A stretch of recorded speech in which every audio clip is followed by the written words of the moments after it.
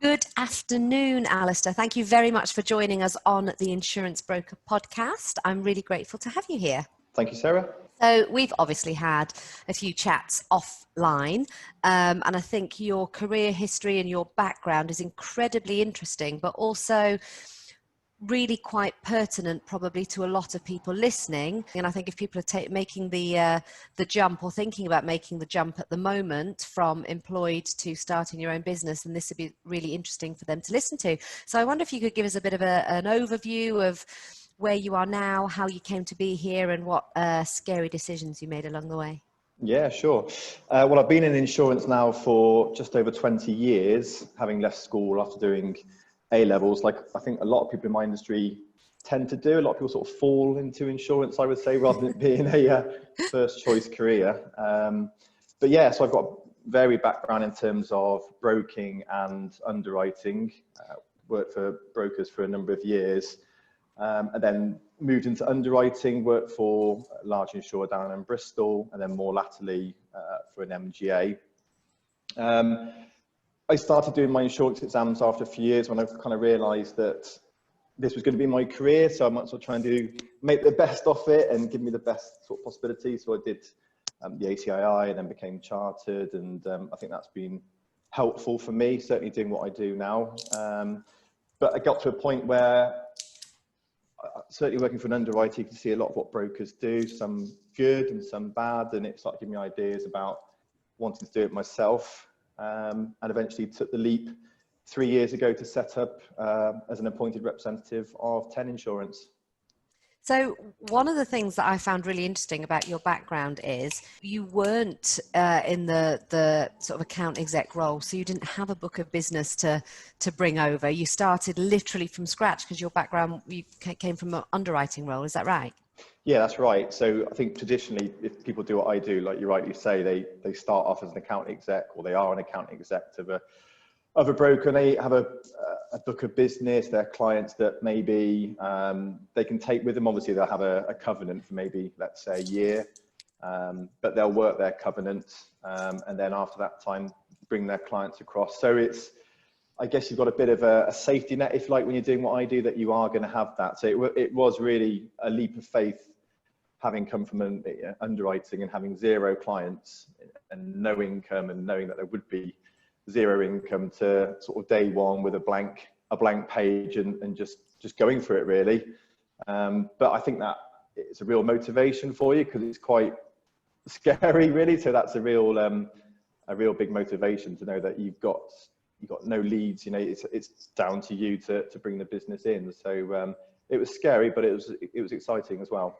If you could go back and speak to yourself 3.5 years ago, what would you say? I don't think I'd say anything differently, really. I think I knew it's easy with hindsight to say do this and do that because you know what works and what doesn't. But in terms of my mindset, I think,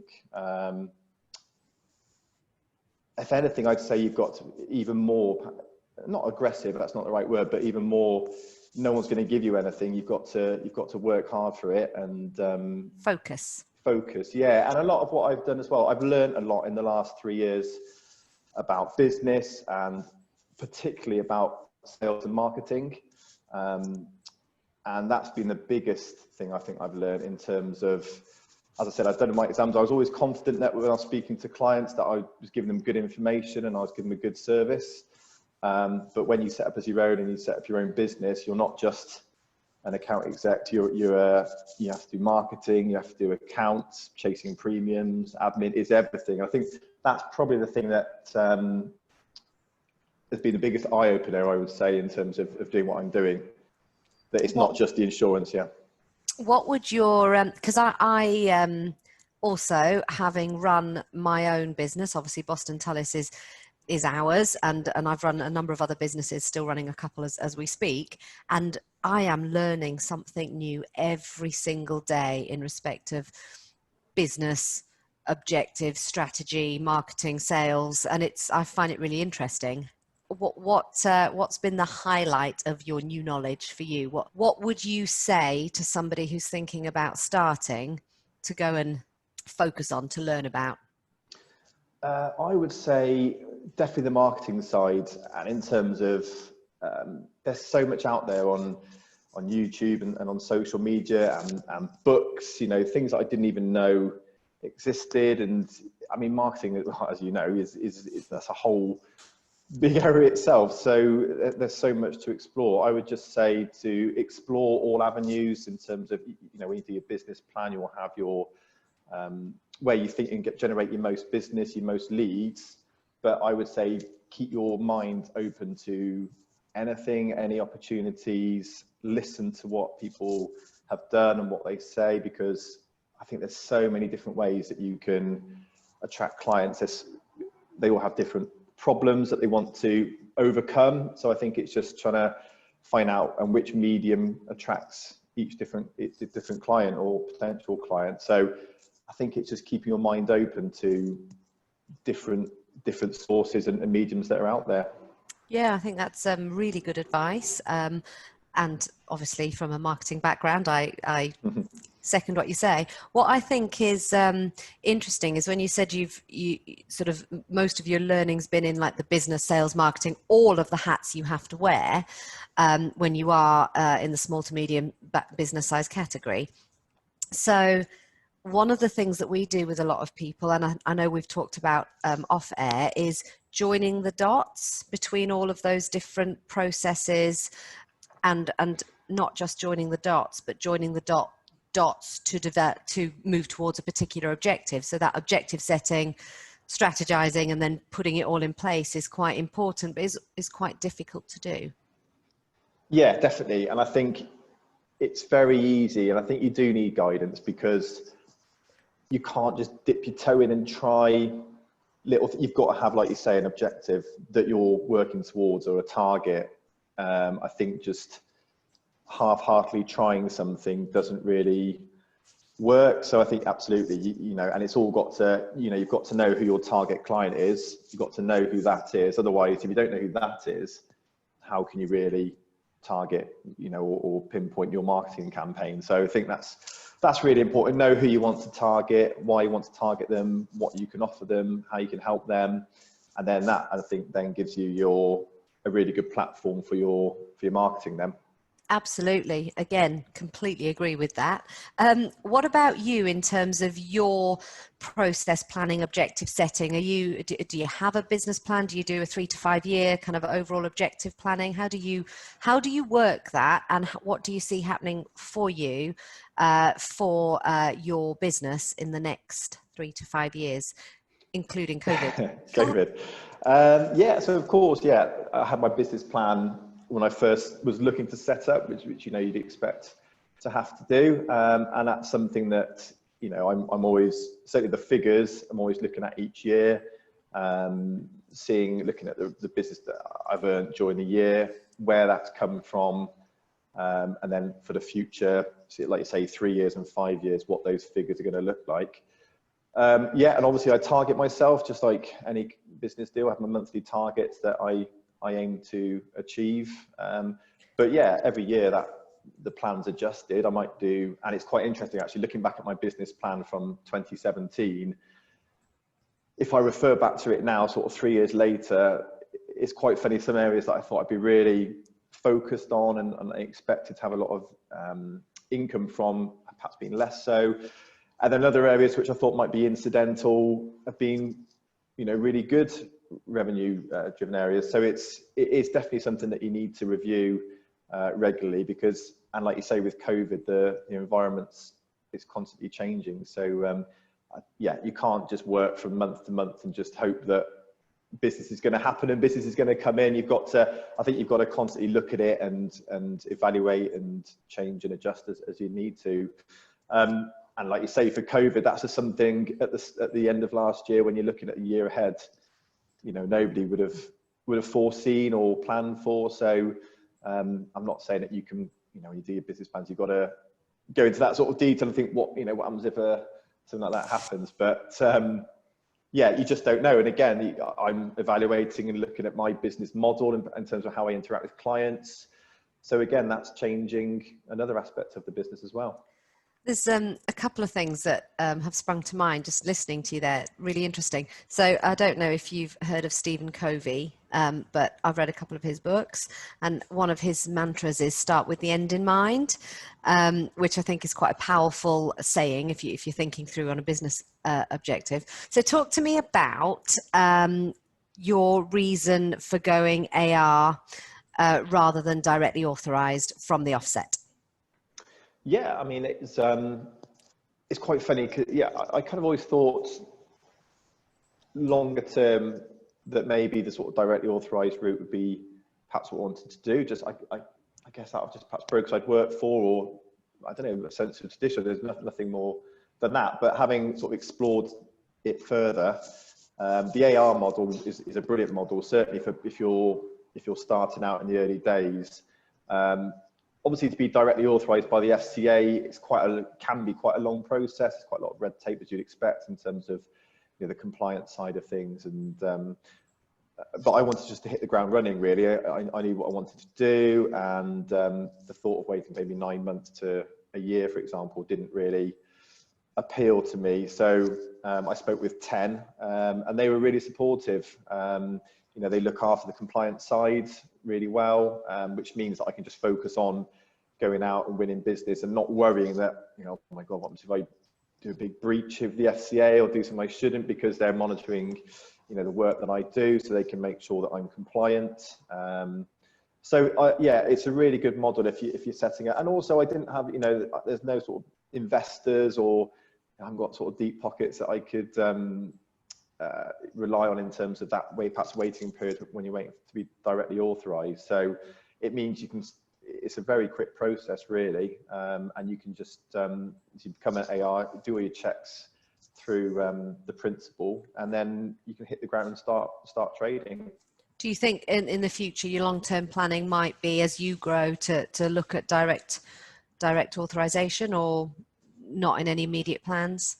No, not in any immediate plans. Like I say, when I first started out, I was very much like, yep, this is what I want to do. This is how I'll do it. And but it works really well for me. And as the business grows, and to the point when you take on staff, and I think again, it's something that in itself is another thing that you need to worry about in terms of employing the right people and making sure they're happy and they're growing the business how how the sort of the culture that you want it to grow in. So again, I think I'd probably stay as an AR, because it gives, again, it's just not another thing to worry about in terms of the compliance side of it. So yeah, it's another safety net really.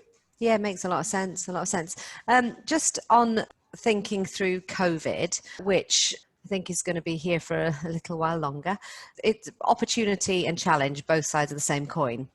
So if you were thinking about making the jump now, as opposed to 3 years ago, you're obviously quite an entrepreneurial guy. You've got the mindset, the open mindset about the direction, changing buying behaviors and how you're going to match the business to the societal changes and all that kind of stuff. So obviously I can see that.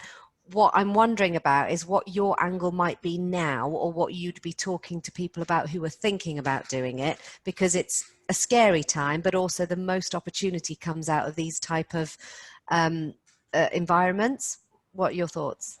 Yeah, I'd say, especially in our industry, I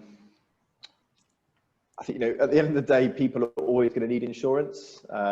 So it's not, like an industry where perhaps like retail, for example, where, on the high street, shops seem to be closing all the time. And I think now more than ever, and I think with insurance, it's, people want good advice.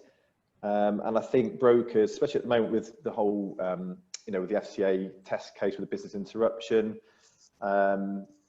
there's probably a lot of confusion with businesses about what they're covered for. It's made them think, actually, am I covered for this? What happens if that happens? So I think there's a lot of, there'll be a demand in terms of wanting good advice, and to know, actually, if something like this happens again, am I covered, or what am I covered for? I think it perhaps make people think a bit more carefully, so they might want that trusted advice from somebody.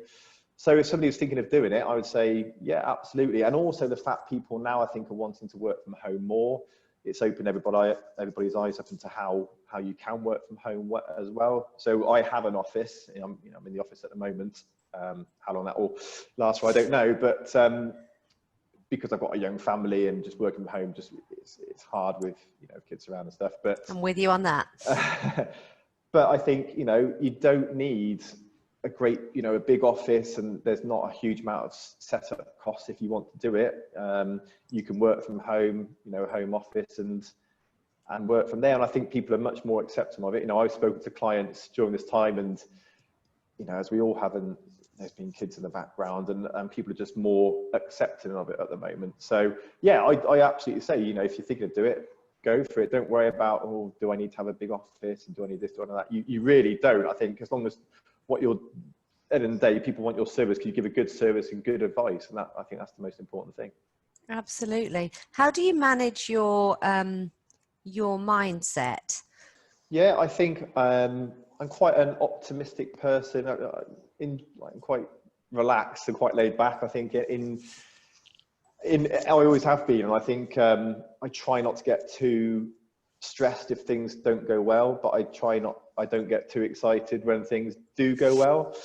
I'm kind of just sort of in the middle, really. So I think that's it, really. And you're right. Sometimes you can get so bogged down and focused on your work that it does help to chat to somebody, just whether it's partner or somebody you might know in business, and just bounce a few ideas off each other. Because I think just to they'll say, we thought about this, or we thought about that, or don't worry about this, or it does help to try and talk to somebody. But yeah, in general, I try and stay positive, and I think that helps me. Yeah, just don't get too excited, but don't get too down either. Yeah, and I think try and use things as a positive. So if something doesn't go well, say you were hoping to win a new bit of business that you thought you were going to get, and for whatever reason you didn't, use that as a bit of a kick, just to try and it sort of motivates you even more to try and win the next one.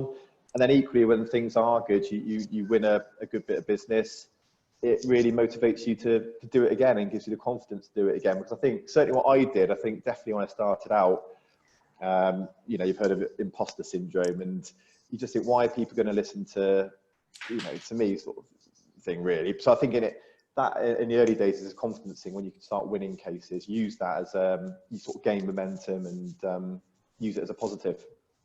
Somebody said something to me. It was a client actually a week or two ago, and he said it's 50% knowledge, 50% confidence. And I think that's true. As long as you are competent in your field, be free and open-minded to try new things. And I think that's a really important part of the entrepreneurial journey, and having somebody to be able to bounce these ideas off is really helpful. Yeah, it's been brilliant for me, because again, it's just hearing other brokers, and even if, as I said to you, perhaps from larger organizations, it's still great hearing how they perhaps target clients, and mindset and culture, and yeah, it's good just hearing a different perspective. And the perspective, you're absolutely right, which is why I'm really grateful that you've agreed to do this with me, because your perspective, your journey is quite a unique one in terms of how you came to it, what you're doing, and how you're doing, and how well you're doing within it will be a real boost for other people that are on the cusp, wondering whether they should. And so I think it's really really powerful. Good. Well, I hope so. But as I say, yeah, it's been a great journey for me, and I certainly would recommend it to to anyone else. It's yeah, go for it. What would your top 3 tips be? Top 3 tips. My gosh, Putting you on the spot now. I know you have. definitely stay positive. You'll have days, especially in the early days, when the phone doesn't ring and it's quiet and you're sat in the office. So yeah, definitely stay positive. Don't worry. Have faith in yourself. Be confident. If you do it, you're obviously doing it for a reason. And if you're an account exec with a client base, those clients obviously like you for a reason. So, have confidence to go for it. And then thirdly, yeah, just try new things. Don't be afraid of trying something different. If it doesn't work, doesn't matter. You can try something else. You're better off trying something and it not work than think, should I have done this and never know. We were talking about strategy, objectives and planning. Are you quite disciplined in terms of your process and pulling out management information to look at when you lost a case, why you lost it and what you can learn from it, when you won a case, why you won it, what you can learn from it, what you could have done better in it? Do you have processes like that you keep yourself to, or is it less process orientated? No, I think you do need processes. I'm not massively, I'm not hugely like absorbed by the numbers and the statistics. I think, thankfully, in terms of lapses, there's not been, there's been a few, but not a lot, in terms of the grand scheme of things, but, and none really for any sort of reason that you can really control. So I think I tend to look at the new business side of it and think, and when we chatted before on when you did your own interview with yourself in terms of your podcast, looking at, and it's something, as I said to you, that I really looked at, looking at the best clients and thinking, what is it those clients like about me? Why did they move to me? What do I give them that made them move to me? And I think that's the most important thing, because then you can really drill down into what your KPIs are, what makes you unique. And again, it goes back to the marketing thing, then you can really drill down on that. So I think that's the biggest thing, the new business, looking at where you win business, how you won it. And I think, that's the biggest thing I try and pull from it. But I'm not a huge one for statistics and that sort of thing. Yeah, it's quite, I might be wrong, but. No, not at all. It's something that I often that we do within Boston Tullis. So we're constantly looking at all that kind of information, and we have regular meetings to look at it. And I struggle to. Yep, I'm still here. I'm still listening. It's quite difficult. On the marketing front, you've done a couple of podcasts yourself, haven't you? Do you want to talk us through? Because that was something you developed during COVID. Am I right? Yeah, that's right. So the office is based in Cheltenham in the Cotswolds, and the majority of my clients are based in Cheltenham and the Cotswolds. So that's in terms of where I position myself as a broker within the community, serving local clients. So I kind of just wanted to act on that. So the podcast is called Cotswolds People, and it features interviews with people that you may be familiar with. So the MP for Cheltenham, Alex Chalk, the principal of the Ladies College, and a few other people, just not household names, but somewhere. Just hearing their story, and again, it was just for me a way to try and cement my standing, if you like, within the local area as an interest point. And because insurance is one of those things that people aren't really interested in. Their renewal generally comes up, and that's the sort of trigger for it, but the rest of the time they're not really thinking of it. And I always think, and I am always thinking about, how can you make insurance sort of tangible to make it in people's minds and that sort of thing. So it's not like people have an Instagram account, and if they're I don't know, a gardener, they can put a nice picture of a landscape garden that they've done, or if you've got a shop, what stuff that you can sell, and it's very visual, and you can post regularly. So it was just another way of trying to keep in people's minds, without just going on about insurance, because I think people aren't really going to just follow you so much if you're constantly talking about insurance. So it's just a way just to try and a different angle on things, really. I am a huge advocate of the podcast channel, surprisingly, and the way that you can add value to a wider audience during the conversation, but also how you can multi-purpose that valuable content very, very effectively is one of the things that we do for people at Boston Tullis, as you know, and we've discussed. So I'm a huge advocate of it, and was really impressed when I first saw your podcasting channel. So go you. I shall subscribe to Cotswolds People, even though I'm not based in the Cotswolds. Maybe I'll come visit one day. Yeah, no, and aside from the Cotswolds, you don't have to be from the Cotswolds to enjoy it. interesting people with interesting stories. So hopefully, and it's funny, as you all know, when you look at the numbers and people you've downloaded, and you look at the map, there's people all over the world, people in America, and you think, God, how have they come across this? But they have somehow. So they have. So, yeah.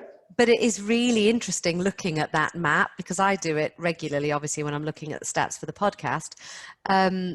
Yeah, some very strange places to be listening, but great, absolutely great. Okay, so very, very interesting what you've got to say, and I think what you're doing is amazing. I love the mindset you have around sales and marketing, and I think anybody listening would get a lot of value out of your journey. So thank you very much. Alastair, thank you very much for your time. I really enjoyed that. Lovely, pleasure. Good chatting to you, Sarah.